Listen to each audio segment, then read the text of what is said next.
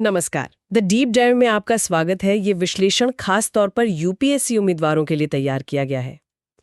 आज हम 5 सितंबर 2025 की महत्वपूर्ण खबरों के पहले भाग पर चर्चा कर रहे हैं। हमारे पास आज कई दिलचस्प विषय हैं, नई सरकारी योजनाओं से लेकर वैश्विक सूचकांकों तक, और कुछ वैज्ञानिक खोजें भी।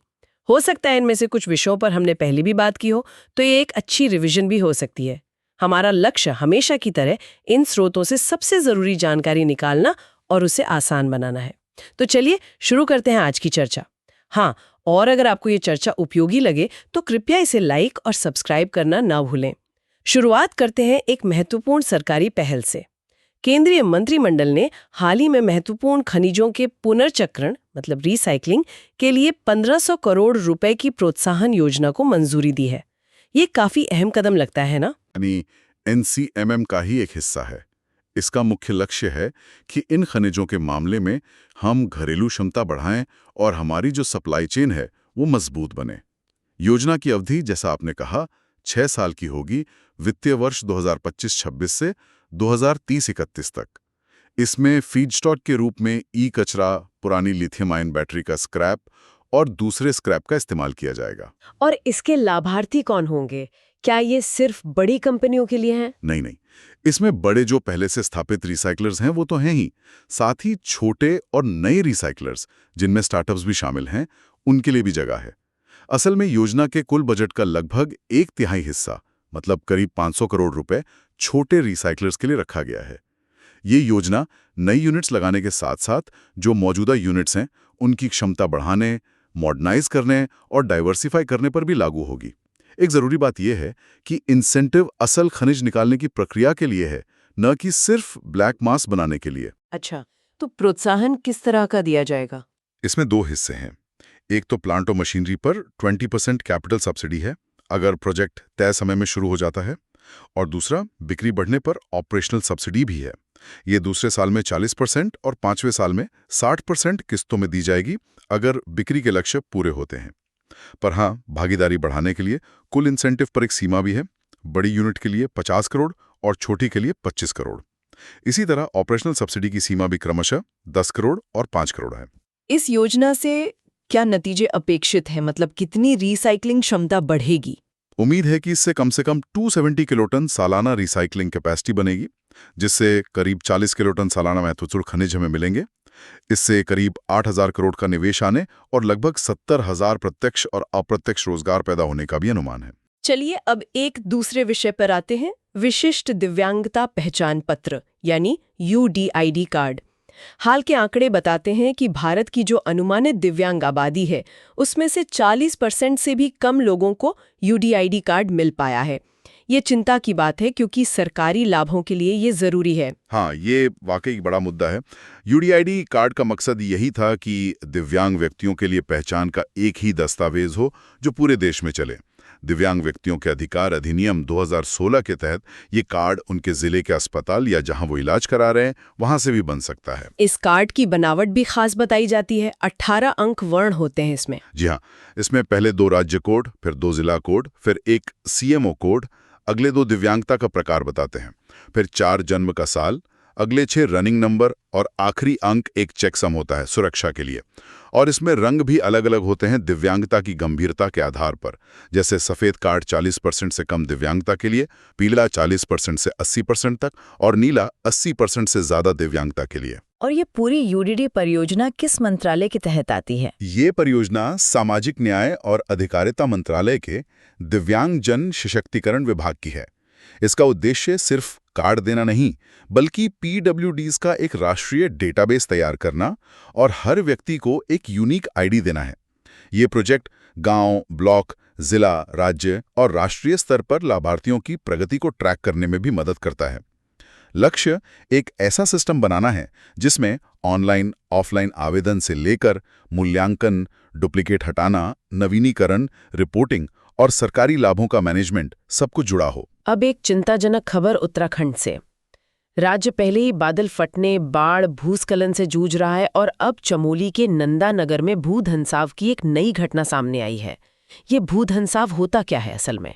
भूधंसाओं का सीधा मतलब हरी जमीन का धीरे धीरे या फिर अचानक से नीचे धंस जाना। ऐसा तब होता है जब जमीन के नीचे की परतें मतलब मिट्टी या चट्टानें ऊपर के वजन को सह नहीं पाती। इसके कारण प्राकृतिक भी हो सकते हैं, जैसे कोई ज्वालामुखी गतिविधि या भूकंप, या जमीन के नीचे कोई गुफा ढह जाए। पर आजकल ज्यादातर कारण मानवजनित हैं, जैसे बहुत ज्यादा भूजल निकाल लेना, माइनिंग करना, या जमीन के नीचे से तेल गैस निकालना। और इसके असर क्या होते हैं? काफी गंभीर हो सकते हैं शायद। हाँ, बहुत गंभीर। इससे बिल्डिंग, सड़कें, पाइपलाइनें, मतलब पूरा इंफ्रास्ट्रक्चर डैमेज हो सकता है। बाढ़ का खतरा बढ़ जाता है, खासकर निचले इलाकों में। और एक बड़ी चिंता यह है कि इससे एक्विफर्स यानी जो भूमिगत जल भंडार हैं, उनकी पानी सहेजने की क्षमता हमेशा के लिए कम हो सकती है। जल प्रबंधन में दिक्कतें आती हैं। तटीय क्षेत्रों में खारा पानी जमीन के मीठे पानी में मिल सकता है। पहले ये समस्या डेल्टा या तटीय क्षेत्रों में ज्यादा थी, लेकिन अब ये घनी आबादी वाले शहरों, कृषि क्षेत्रों में भी दिख रही है, जहां पानी की जरूरत ज्यादा है और भूजल ज्यादा निकाला जाता है। क्या ये सिर्फ भारत की समस्या है या दुनिया भर में है? नहीं, ये एक वैश्विक समस्या है। अनुमान है कि दुनिया भर में करीब 1.2 करोड़ वर्ग किलोमीटर जमीन पर धंसाव का खतरा है। अमेरिका, चीन, Iran, Indonesia, Japan, Mexico, Italy जैसे कई देश इससे प्रभावित हैं। चलिए अब संस्कृति की बात करते हैं। हाल ही में प्रधानमंत्री जी ने कर्मा पूजा पर देशवासियों, खासकर आदिवासी समुदाय को बधाई दी। ये कौन सा त्योहार है? बहुत महत्वपूर्ण त्योहार है। ये फसल से जुड़ा है और इसमें करम पेड़ की पूजा होती है, जिसे उर्वरता, समृद्धि और अच्छाई का प्रतीक मानते हैं। ये मुख्य रूप से झारखंड, छत्तीसगढ़, उड़ीसा, बिहार, मध्य प्रदेश, पश्चिम बंगाल और असम में मनाया जाता है। खासकर मुंडा, हो, उरांव, बैगा, खरिया और संथाल समुदाय इसे मनाते हैं। ये भादो महीने की एकादशी को होता है, जो अगस्त-सितंबर में पड़ता है। इसे मनाते कैसे हैं? क्या कोई खास रस्में होती हैं? जी हाँ, त्योहार से हफ्ते भर पहले अविवाहित लड़कियां नदी से साफ रेत लाती हैं और उसमें 7 तरह के अनाज बोती हैं, जिसे जवा उगाना कहते हैं। त्योहार के दिन आंगन या अखरा में करम पेड़ की डाली लगाई जाती है। भक्त जवा के फूल लाते हैं, फिर पाहन यानी पुजारी करम राजा की पूजा करते हैं। इसके बाद रात भर पारंपरिक करम गीत गाए जाते हैं, नृत्य होता है।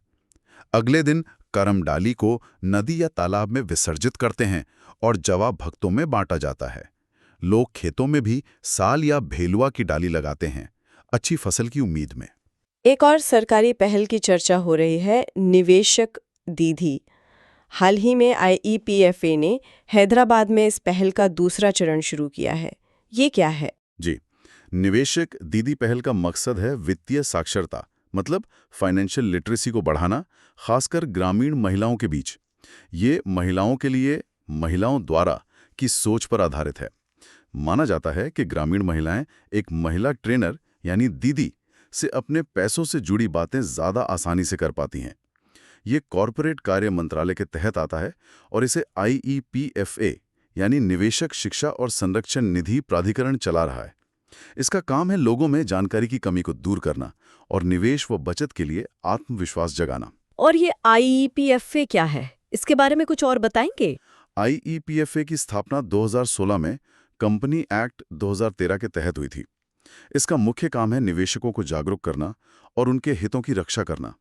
ये निवेशक शिक्षा और संरक्षण फंड IEPF को मैनेज करता है और निवेशकों को उनके अनक्लेम्ड डिविडेंड, मैच्योर डिपॉजिट वगैरह का रिफंड दिलाने में भी मदद करता है। निवेशक दीदी के अलावा ये निवेशक पंचायत और निवेशक शिविर जैसे कार्यक्रम भी चलाते हैं। अब विज्ञान की ओर चलते हैं। एक नए अध्ययन में ESA के सोलर ऑर्बिटर मिशन ने सूर्य से निकलने वाले सौर ऊर्जावान इलेक्ट्रॉन्स SEEs की उत्पत्ति का पता लगाया है।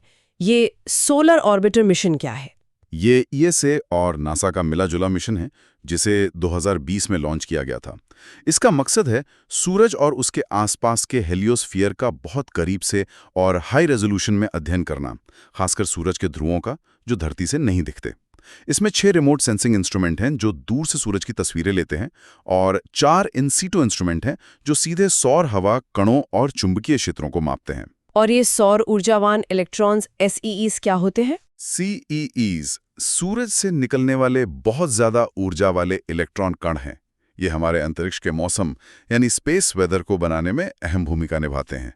ये अक्सर सूरज पर होने वाले धमाकों, जिन्हें सोलर फ्लेयर कहते हैं, या फिर कोरोनल मास इजेक्शंस CMEs, जो प्लाज्मा के बड़े बादल होते हैं, उनके दौरान निकलते हैं।